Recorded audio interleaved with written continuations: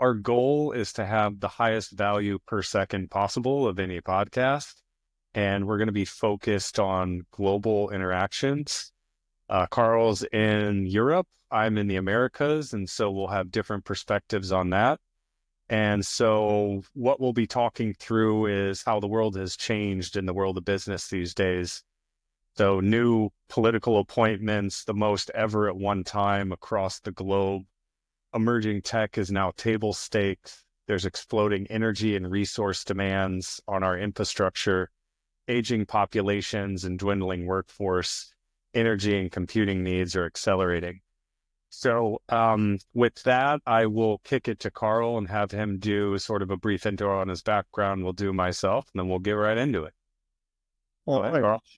Sean, thank you very much on that. Hi, everybody. Thanks for listening on that perspective.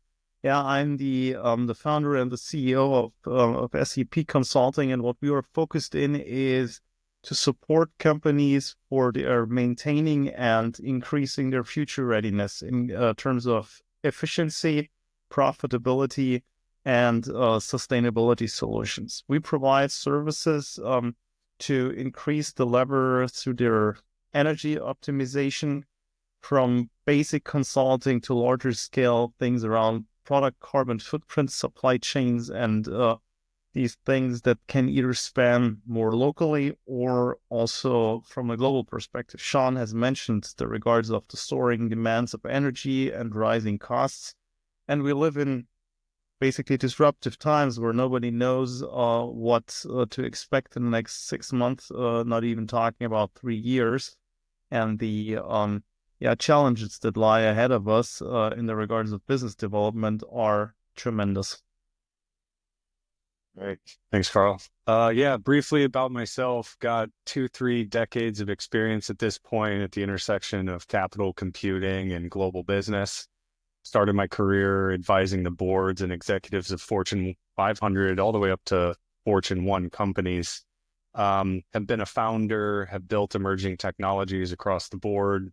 For the last 10 years or so, I've been operating within the private equity industry, both venture capital backed firms as well as PE backed, both doing due diligence for buy side and sell side and post close value creation services.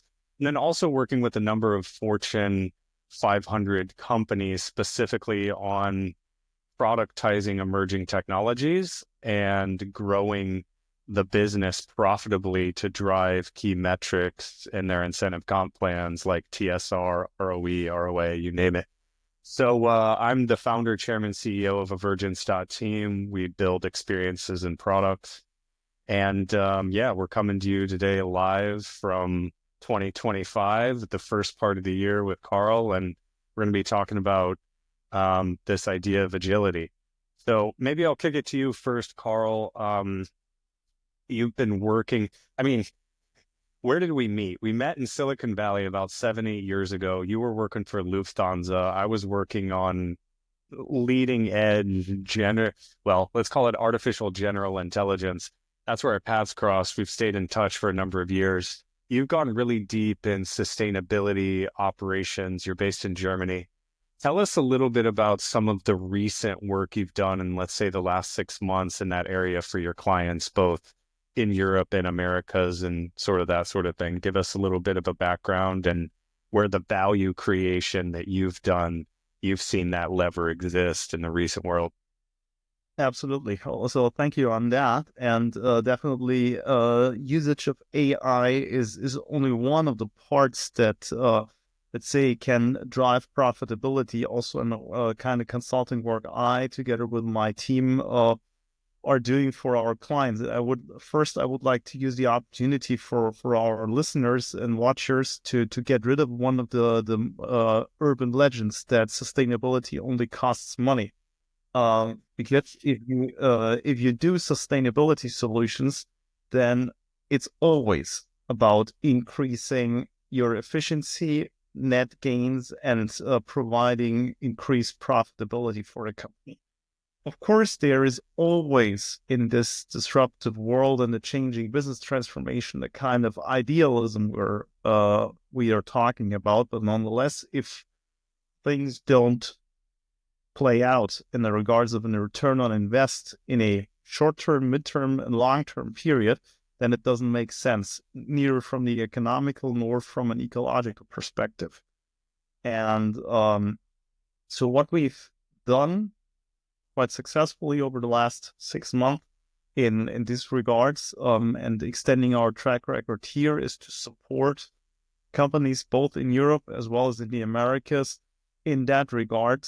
First, writing usually feasibility studies and analysis in their energy consumption, usually focused on two aspects. One is the buildings, both like for the office world as well as then for production and manufacturing halls. And the second part is then focused on the production itself. So therefore, identifying the main drivers of energy consumption in the production process as well as in the building operations. And from that, of course, deriving, as I said, short, medium, and long-term measures for investment decisions, and to see to deliver value, quick wins, as well as long-term gains over time. But we're not only writing the kind of feasibility studies, but rather supporting clients both sides of the Atlantic in delivering and getting the job done. Yeah, that's great. And when we were talking about some of this, we went through some of the metrics, like key metrics of growth, improvement. Do you have some of those at hand you could talk through in terms of like what actual value, like the hard numeric improvements that you created? And even, I hear people say like sustainability, they think, oh my God, this is like 1, 2, 3 year project, like the compliance and regulatory requirements in Europe is crazy. Like, how do I even get out of the gate in 3, 6 months and actually improve my structural EBITDA for the business? And that's one of the things we talked about. So maybe you could just touch on that briefly, like short-term packaged, like how in a single year you can actually drive value that shows up on the income statement for some of the executives that are managing a P&L. Absolutely. So let me start with the general overview on that. When I was referring to the three tiers of improvement measures in the regards of quick wins, medium and long-term issues, then our general experience shows, and this is kind of interesting, that it's no matter kind of regulatory independent from either Europe or the Americas that we have about, we see an effect of up to 20% of energy demand reduction possibilities, mainly, of course, in the building operations, but also when you're not talking about process industries like food processing or chemical industries, but rather pure manufacturing, then you still have a lot of leverage in getting your energy consumption down. And therefore, of course, it's just pure math. When you think of the energy consumption, then you have, no matter what the pricing is eventually, then you have the reduction of your energy costs and therefore a direct improvement on the EBITDA. So quick wins that can return on invest within 6 to no longer than 12 months should usually show up to 5% of energy costs in the first year with no problems. And then you would have about another 5% on the medium term. And for the long term, what we are talking about 3 to 5 years, then you have this combination of up to 20%, which is the rather conservative approach on that in the regards of energy demand reduction. You definitely see the leverage even within the first 6 months. Yeah, that's crazy.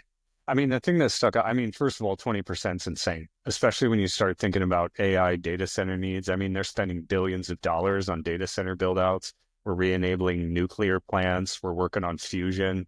Like, people don't take it, they take it for granted, but the big bottleneck for big tech, which you add up the top, like magnificent seven, you're talking almost $10 trillion. 20% of 10 trillion, granted, that's not 1-to-1, but you're not talking about 20% of like $1,000 here. You're talking about a lot of savings, which increases capacity. It's not just cost saving, it increases capacity of compute units on a global basis. And that's non-trivial.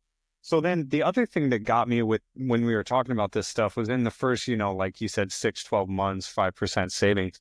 the actual investment required for that was almost negligible in order to do it. I mean, it's like you're taking what's already there. It's mostly like a lot of your time and some other folks' time, but it's not like you're doing a huge CapEx investment or something. You don't need to go build a new factory in order to like carve out that new 5% of savings. Is that right? Do I have that That right? that is correct. I give you two examples that are quick wins. Somebody can, especially in a manufacturing environment, without even using or tapping into things like artificial intelligence algorithms and stuff to get a more profound analysis and operations going. When you think of a building, and also that goes for the manufacturing part of a building, it's about the lighting, replacing light bulbs and stuff like that with LEDs. It's like a boom. Sometimes 90% of energy demand reduction due to changed lighting, and then even more. Crazy.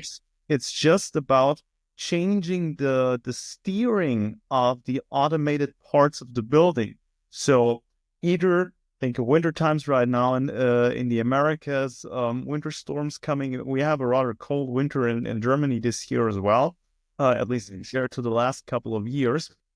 When you just lower the heating amount in the building to a still very convenient rate of about 1 or 2 degrees Fahrenheit, so about 1 degree Celsius, then you have a tremendous gain. And especially when you think of how long do you heat a building to a certain extent, also depending on the demand. So it's just about adjusting the steering mechanisms of a building. Mm-hmm. Or thinking of manufacturing, it's rather the same in how you put together your workload preparation and which tooling and equipment machine you're using at what time can, let's say, leverage and let's say level your energy spike demands. And sometimes companies have to pay the amount of energy units they're paying for in the regards of their peak demands of capacity. So what you're mentioning with the data centers. So as much as you can level your energy demand over a certain period of time, it even gives you lower energy costs without even decreasing consumption in the very beginning. So all things that don't require much attention, it's rather just do it. Yeah, it's wild. Yeah, it makes sense. I mean, from a product management perspective, I mean, what you just described is like the holy grail, which is low effort, high impact. It's like you push, yeah, there's a huge lever, you push slightly, and like you get this massive gain. So I get it. And then obviously things compound over time, and then there's more complex things that require a little bit more time or effort, but then your impact might be higher as well. So super interesting. Should we switch into some of the AI stuff that I'm seeing at this point? Yeah, I would say, because then I can contribute to some of the things where AI also can support the analysis in additional energy optimization. And we can also focus due to some aspects in Europe, especially in the regards of data centers and the requirements of energy efficiency and heat recapturing and stuff like that. Mhm. So because just off the record right now, just for your information, for some parts, people complain about regulation, but riding Tiger can help you in riding the wave and therefore potential gains. So I would say yes, give it a go.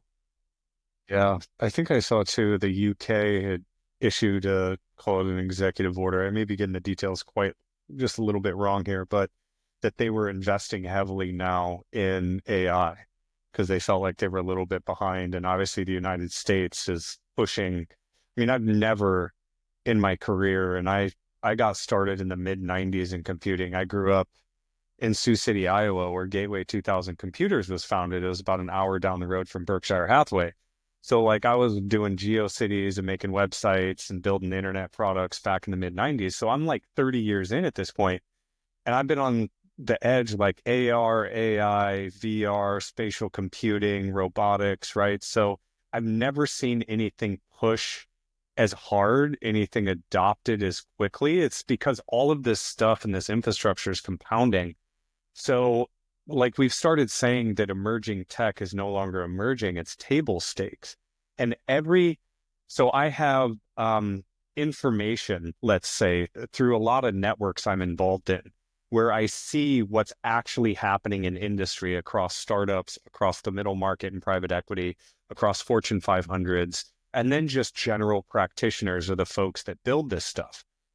And I've seen AI cross the chasm from, okay, this is cool, right? Like cryptocurrency had a moment a few times. It like starts to seem like it's peaking, then it comes back. It's coming up. AR, like the Apple Vision Pro starts to peak and then it comes back. AI smashed through it and it's still going. And I think the reason is because it is a horizontal paradigm. It's both enterprise and consumer.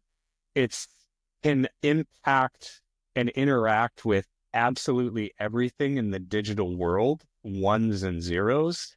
And like, should you believe what I say in AI? And I'll give you a background. So I studied theoretical math as an undergrad, was formerly trained as an actuary, studied linear algebra in college, which is essentially the foundation of large language models and transformers. So, a regression line is artificial intelligence. So if you create a scatter plot in Excel, you right click, you add trend line, you right click again and say add equation. That's the most simple artificial intelligence algorithm on the planet. It's a line of best fit through all of this information. Now, the AI industry calls these things lots of parameters and stuff, but we're building AI agent tools, large things for private equity firms. And basically what this is, if you take all of the fancy terminology away, and what is the actual difference that this large language model has impacted? And it comes down to one simple thing. It's a fuzzy match. It allows much more accurate fuzzy match. So traditionally in software engineering, you have to do a one-to-one match, like 1 = 1, word equals word, like house equals house. But for the first time, we can at scale say home equals house. And that's the key point that this enables. And so because of that, you can start to chain a lot of these things together, and it's all just based off a probability curve. So why is this valuable? It's valuable because I no longer have to do every single thing manually on my computer. And when I've done tons of customer interviews, user interviews over decades, the thing that always comes up is two things. Two things. Software does two things. It either makes time fly or it saves you time. Make time fly is entertainment and consumer use cases.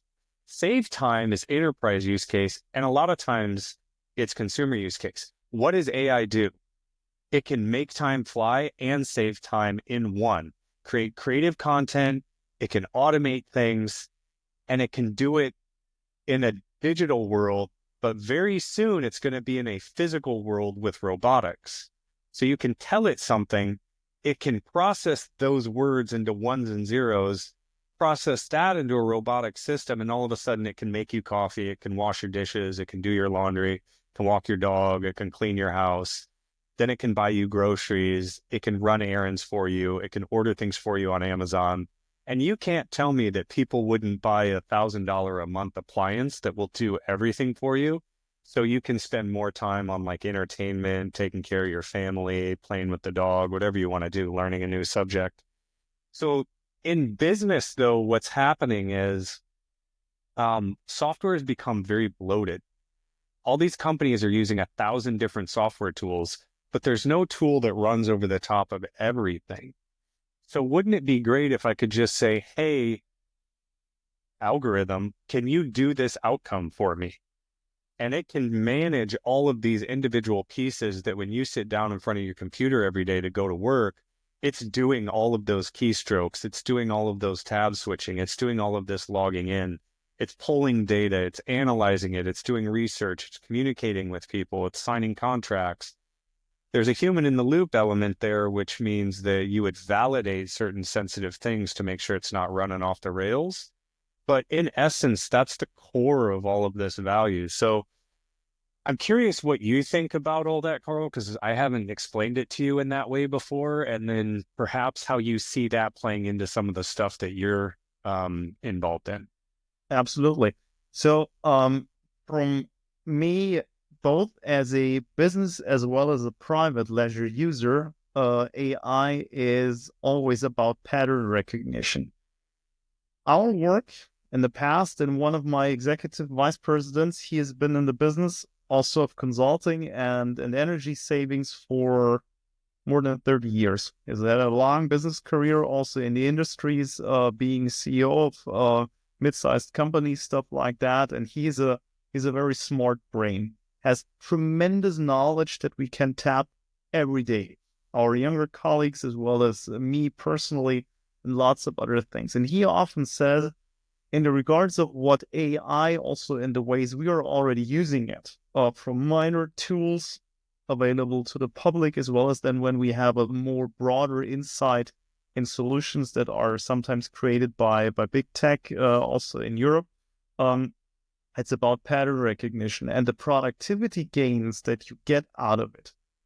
Giving you an example, together we put together an analysis of a feasibility study last year, and it took us about 2 days of two people in the support of AI to gain something out of it, which without that support would have taken at least four people a work of 4 weeks. So, a tremendous increase of productivity and the potential of recognition as well as comparability without digging what you said. House equals house, dog equals dog, and all the things that you would have to put together in your head and in your brain by experience over a long career track record. Of course, we flew to the moon in the 60s. Of course, we built nuclear energy. But think of the Manhattan Project or Apollo or other things done in Germany and other countries around the world. How many folks it required to make these dreams come true at these times. Of course, it provided good paying jobs. But in the regards of productivity gains, we are just in the very beginning of what AI can do for us.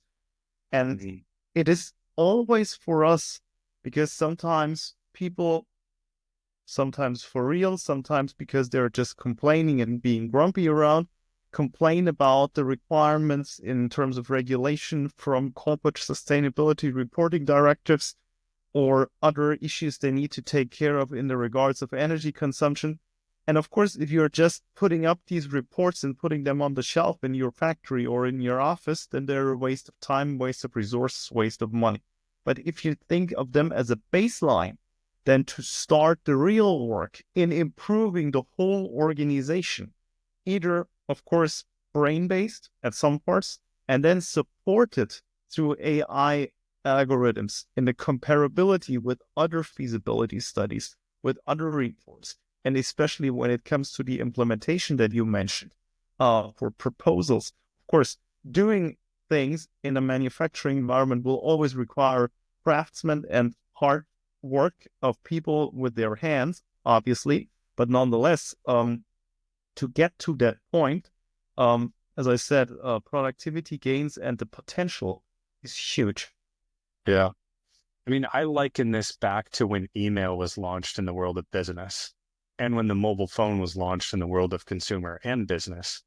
Before that, things were slower, but the companies and the people who adopted email first hitched up their capability set. They were able to capture more of the market, do more with less, and they were able to win. And so it's the same thing. Those who adopt email, those who adopt SMS, those who adopt mobile, those who adopt AI will be able to compete in the new world. And if you don't, you can still send faxes. Faxes still exist. You could still handwrite a letter and send a letter. But and in certain ways that has a more personal touch to it. But to compete in the new world, you have to stay agile and you have to use the new hammers that were invented by our species in order to produce more with less. And ultimately, this whole thing is a race to value and value creation. So, I think this whole conversation about are you competing against AI? Will they take your jobs? The answer is, well, yes, in some ways, which is a lot right now. It's a lot of the rote, mundane tasks that don't use your brain. And so the question is like, what do you want to be good at? Because I know companies that are working on AI tools and AI agents in order to displace external vendors. And that's where the cost savings is coming. So I no longer spend money on the external vendor. I'm spending it on my own internal system.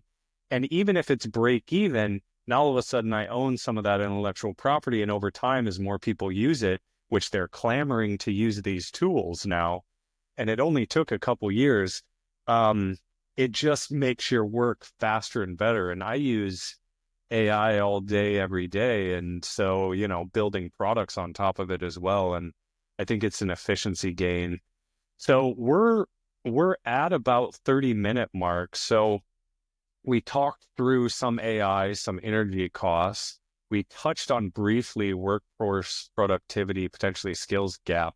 We haven't gotten into data overload, inefficient decision making, regulatory, ESG pressures, or the pillars for a sharp AI and energy savings wedge. That I think we may cover in the next couple sessions. To you, though, Carl, any final thoughts that you want to leave our listeners with before we do a to be continued second part to this that you feel like is a key takeaway that maybe they should take back to their business? Absolutely. So what I would like to emphasize here is to encourage our listeners saying it's worth doing in any potential way of doing. And if you don't know how, there are a lot of folks out there who can support. To ask questions is not a failure, but a tremendous success on that. And then making your business even more worth than as of today, and the future can be ours. It is. Well said, truly. I think mine would be, and I apologize for the directness to the listeners here, but wake up. I found myself waking up multiple times and saying, what am I doing? Because I wasn't doing enough to build on top of these new AI innovations. And you're just sitting there. And it's wake up, start acting. It's it's a steamroller coming for everybody. And the sooner you jump onto this train and hang on for dear life and start figuring out how the train works, working with the train, the sooner you won't get rolled over by that train. So I think it's wake up. The world has changed. New innovative technologies are disrupting everything everywhere. New political regimes are disrupting everything everywhere. New energy and sustainability demands are disrupting everything everywhere. And unless you stay agile, it's going to be a difficult decade ahead. So my thing, I think, is allow this message, this podcast, this thing to shake you and wake you up from your slumber, because it's here and it's happening everywhere I see. And I've never seen anything like it. So wake up, but we'll be here to help you if you need the help. So yeah, back to you, Carl. Any final thoughts? Uh, totally with you. Wake up, go ahead, just do it. Just do it. The infamous words of Michael Jordan and Nike. And they got a resurgence on their hands too. He was damn right almost 40 years ago, and he's even more right as of today. And the titles of time will crush over us if we don't use the opportunities. Then others will use them, they will seize them, and then history will go over us. So therefore, either manage or perish. So that's right. My choice is clear. I'm always here to help, and looking forward to dig deeper into our thoughts, as well as the, let's say, case studies in many of the subjects we just scratched the surface as of today. Mm-hmm. Yeah. What's your strategy in the age of AI? And if you don't have one, now's the time. And if you need help, we're here to help. So thanks. That's part one. We'll be back shortly with part two. So stay tuned to be continued. Have a phenomenal year ahead, and let's go kick some butt out there. All right. Here's to the crazy ones and all that. Bye, everybody. Thank you. Bye bye. Okay.